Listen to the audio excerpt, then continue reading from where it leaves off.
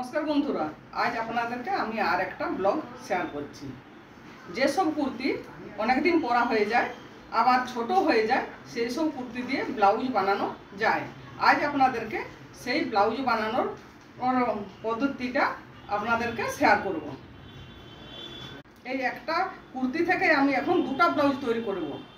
Cutting শুরু করছি।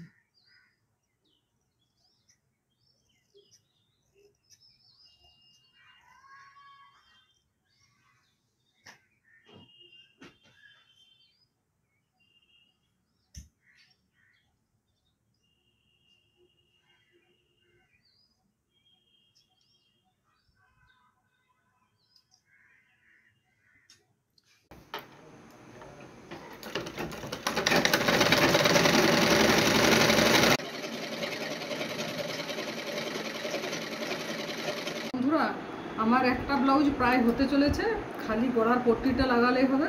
আর এই যে আরেকটা যে কাপড় আছে, এইটা দিয়ে যে একটা ব্লাউজ বানাবো, এইটা আমি পরে করব। দেখুন, যে ছিটটা আছে একটা ব্লাউজের জন্য সাফিসিয়েন্ট। এটা হয়ে যাওয়ার পরে আপনাদেরকে আমি দেখাবো।